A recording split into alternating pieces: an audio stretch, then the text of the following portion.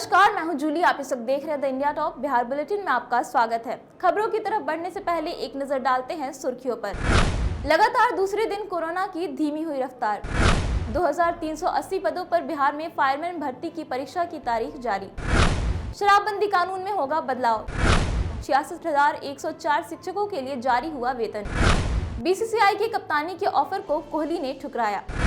अब चलिए बढ़ते हैं बिहार की आज दिन भर की बड़ी खबरों की ओर विस्तार से। लगातार दूसरे दिन कोरोना की धीमी हुई रफ्तार। बिहार में लगातार दूसरे दिन कोरोना के नए मामलों में गिरावट दर्ज की गई है। सोमवार को राज्य में 1,12,221 सैंपल की जांच कराई गई, जिनमें 3,526 नए संक्रमित की पहचान की गई। स्वास्थ्य विभाग के आंकड़ों के मुताबिक पटना में 1,035 नए संक्रमित पाए गए। लगातार गिरते ग्राफ को देखते हुए लग रहा है कि जल्द ही राज्य में तीसरी लहर खत्म हो जाएगी। ऐसे में सवाल यह है कि 22 जनवरी से लागू होने वाली गाइडलाइन में पाबंदियां बढ़ेंगी या घटेंगी। दरअसल 21 जनवरी को तीसरी लहर को देखते हुए लागू गाइडलाइंस की अवधि समाप्त होने वाली है। सोमवार को मुख्य सचिव आमिर सुबहानी की अध्यक्षता में हुई आपदा प्रबंधन समूह की बैठक में कोरोना के ताजा हालात पर चर्चा की गई। बैठक में शामिल स्वास्थ्य विभाग के अधिकारियों ने मुख्य सचिव को जानकारी दी कि बीते 4-5 दिनों में कोरोना संक्रमण के मामले में लगातार कमी दर्ज की जा रही है। बिहार में तापमान में फिर हुई गिरावट। बिहार में सर्द पछुआ हवा की वजह से राज्य में लगातार तापमान में गिरावट देखी जा रही है। कुहासा रहने से मौसम साफ नहीं हो सका, जिस वजह से अधिकतम तापमान में भी गिरावट दर्ज की गई। अधिकतम तापमान गिरने से पटना, गोपालगंज, मुजफ्फरपुर, छपरा, सीतामढ़ी समेत कई जिलों में कोल्ड डे रहा। पूर्वानुमान में कहा गया है कि अगले 2 दिनों तक ठंड से राहत मिलने की उम्मीद नहीं है। न्यूनतम तापमान 2 से 3 डिग्री गिरेगा, जबकि अधिकतम तापमान भी लुढ़क सकता है। मौसम विभाग के अनुसार 20 और 23 जनवरी को बारिश होने की भी संभावना है। 2380 पदों पर बिहार में फायरमैन भर्ती की परीक्षा की तारीख जारी। बिहार में कोरोना की तीसरी लहर के मद्देनजर सभी शैक्षणिक संस्थाओं को बंद कर दिया गया है, लेकिन एकेडमिक परीक्षाओं और अन्य भर्ती परीक्षाओं को लेकर कोई भी नियम नहीं बनाया गया है। ऐसे में जहां एक तरफ बिहार लोक सेवा आयोग ने फरवरी में होने वाली सीडीपीओ की परीक्षा को फिलहाल स्थगित कर दिया है, वहीं दूसरी तरफ बिहार अग्निशमन सेवा के अधीन अग्निक यानी फायरमैन के पद पर नियुक्ति के लिए लिखित परीक्षा की तारीख घोषित कर दी गई है।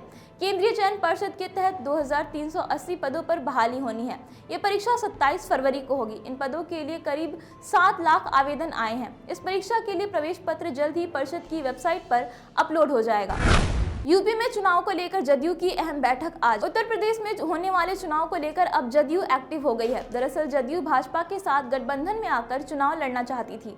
जदयू ने कम से कम 20 सीटों की हिस्सेदारी मांगी थी। बीजेपी ने इतनी सीटें देने से इनकार कर दिया, जिसके बाद जदयू ने अकेले ही चुनाव लड़ने का फैसला लिया है। उत्तर प्रदेश में जनता दल यूनाइटेड के प्रदेश अध्यक्ष अनूप पटेल ने बैठक बुलाई है। यूपी के प्रभारी और पार्टी के प्रधान महासचिव केसी त्यागी के मुताबिक बैठक में ये तय हो जाएगा कि पार्टी अकेले कितनी सीटों पर उम्मीदवार उतारेगी। इस बैठक में उत्तर प्रदेश के अंदर चुनावी रणनीति को लेकर के भी चर्चा की जाएगी। शराबबंदी कानून में होगा बदलाव। बिहार में लागू शराबबंदी कानून की वजह से लगातार नीतीश कुमार की फजीहत हो रही है। एनडीए के घटक दलों से लेकर विपक्ष तक मुख्यमंत्री पर हमलावर हैं। ऐसे में अब बिहार सरकार ने कानून में कुछ बदलाव करने का फैसला लिया है। राज्य सरकार मौजूदा कानून में संशोधन करने का प्रस्ताव तैयार कर रही है। नए प्रस्ताव के तहत शराब पीते पकड़े जाने पर पुलिस या मद्य निषेध विभाग के अधिकारी ऑन द स्पॉट फैसला लेकर छोड़ सकेंगे, लेकिन रिपीटेड जुर्म करने वालों को जेल भेजे जाने का भी प्रावधान प्रस्ताव में है। शराब से जुड़े सामान्य मामलों में राहत देने पर विचार चल रहा है। इतना ही नहीं, सरकार संशोधन के प्रस्ताव को तैयार कर रही है। उसमें ये भी नियम हो सकता है कि शराब के धंधे में पकड़ी गई गाड़ियों को पेनल्टी देकर छोड़ दिया जाए। उधर शराब से संबंधित मामलों में जल्द निपटारे के लिए जिलों में न्यायालय की संख्या भी बढ़ाने के प्रस्ताव हैं। संशोधन का प्रस्ताव तैयार कर इसे गृह और विधि विभाग के पास भेजा गया है। सूत्रों के मुताबिक आगामी बजट सत्र में इसे विधानसभा के अंदर भी पेश किया जाएगा। ललन सिंह ने कहा, ज्यादा उतावले हैं तो गांधी मैदान में जाकर फरियाले। बिहार में लेखक दया प्रकाश सिन्हा के प्रकरण को लेकर के अब सियासी गर्मागर्मी तेज हो गई है। जदयू नेताओं ने भाजपा से दया प्रकाश सिन्हा से अवार्ड वापसी की मांग कर दी। इस पर भाजपा के प्रदेश अध्यक्ष ने चिताते हुए कहा कि जदयू नेता प्रधानमंत्री के साथ ट्विटर खेलना बंद करें। अब जदयू के राष्ट्रीय अध्यक्ष ललन सिंह ने इस मामले में अपनी प्रतिक्रिया दी है। ललन सिंह ने कहा है कि जो कोई कुछ बोल रहा है तो बात तथ्यपरक होनी चाहिए, बगैर तथ्य की बात नहीं करनी चाहिए। अगर कोई ज्यादा उतावले है तो उनके लिए पटना में गांधी मैदान है, वहां जाकर फरियाले। नालंदा में शराब बनाने के लिए झारखंड के रास्ते से पहुंचती थी स्प्रिट। नालंदा शराब कांड मामले में एक नया खुलासा हुआ है। मद्य निषेध उत्पाद एवं निबंधन विभाग की प्राथमिक जांच में ये पाया गया है कि जहरीली शराब में जिस स्प्रिट का उपयोग किया गया है वो झारखंड के रास्ते से नालंदा पहुंची थी। बिहार शरीफ की छोटी पहाड़ी पर ही शराब बनाई गई थी। नालंदा के छोटी और बड़ी पहाड़ी इलाके में पहुंचे उत्पाद विभाग के अपर मुख्य सचिव के पाठक ने नालंदा के जिलाधिकारी और एसपी को अविलंब इलाके में अवैध ढंग से रह रहे लोगों को हटाने का निर्देश दिया है। जांच में ये बात आई है कि अतिक्रमण की आड़ में यहां लंबे समय से अवैध शराब बनाई और बेची जा रही थी।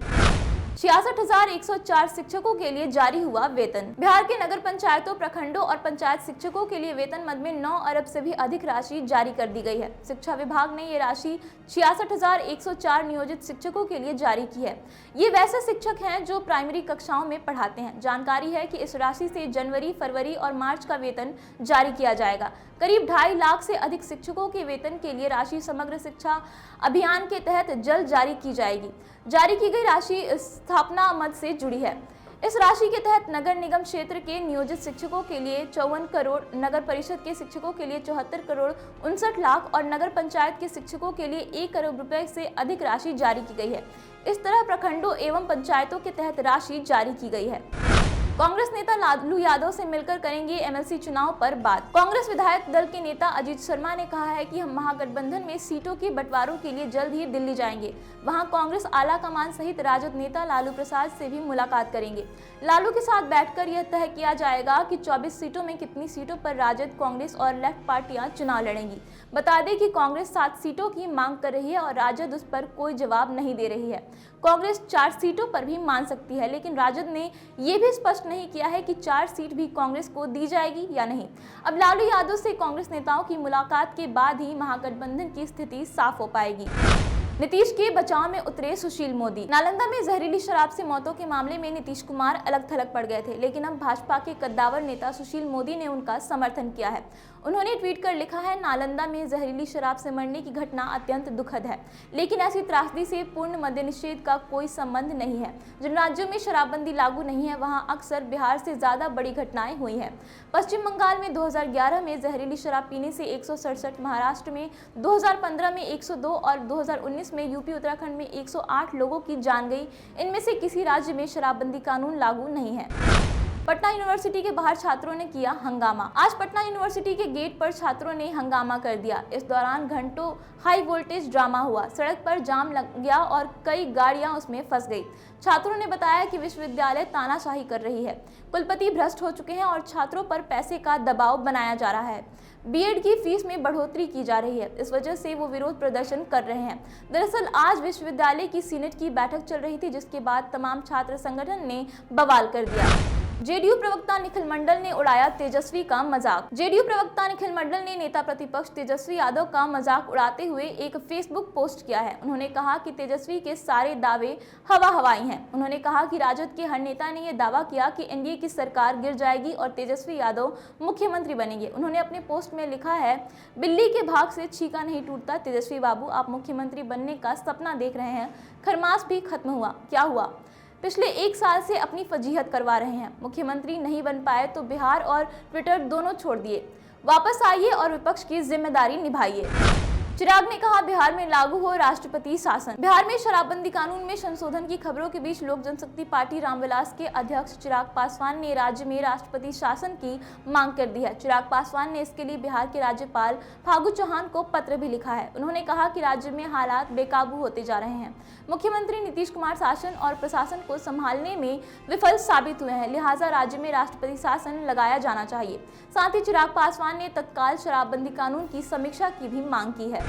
रजनीकांत की बेटी और धनुष का हुआ तलाक। साउथ सुपरस्टार रजनीकांत की बेटी ऐश्वर्या और दामाद धनुष ने अपने अलग होने की खबर से सबको चौंका दिया है। सोशल मीडिया पर फैंस उनके इस फैसले से काफी हैरान हैं और इस पर रिएक्शन दे रहे हैं। धनुष ने अपने इस फैसले के बारे में फैंस को सोशल मीडिया के जरिए जानकारी दी। धनुष ने अपने ट्विटर पर लिखा, 18 साल का साथ रहा जिसमें हम दोस्त, कपल, पेरेंट्स बनकर साथ रहे। हमने इस जर्नी में साथ में काफी कुछ देखा है। आज हम एक कपल के तौर पर एक दूसरे से अलग हो रहे हैं। आप हमारे फैसले का सम्मान करें और हमें प्राइवेसी दें। बीसीसीआई की कप्तानी के ऑफर को कोहली ने ठुकराया। शनिवार को कोहली ने टेस्ट की कप्तानी से भी इस्तीफा देकर पूरी दुनिया को चौंका दिया। खबरों के मुताबिक कोहली के कप्तानी छोड़ने के फैसले से भारतीय क्रिकेट कंट्रोल बोर्ड यानी कि बीसीसीआई चौंक गया था। उन्होंने इसके बाद कोहली से फोन पर बातचीत भी की थी। बीसीसीआई ने कोहली को उनके 100वें टेस्ट में कप्तानी करने का ऑफर दिया था, जिसे उन्होंने ठुकरा दिया।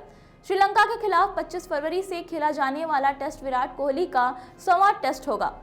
कोहली कई बार अपने करियर में जता चुके हैं कि व्यक्तिगत रिकॉर्ड उनके लिए मायने नहीं रखता। वो एक टीम मैन है और टीम को सफलता दिलाने में विश्वास रखते हैं। कोहली टेस्ट में भारत के सबसे सफल कप्तान भी हैं। उनके नेतृत्व में टीम ने 68 में से 40 टेस्ट में जीत हासिल की है।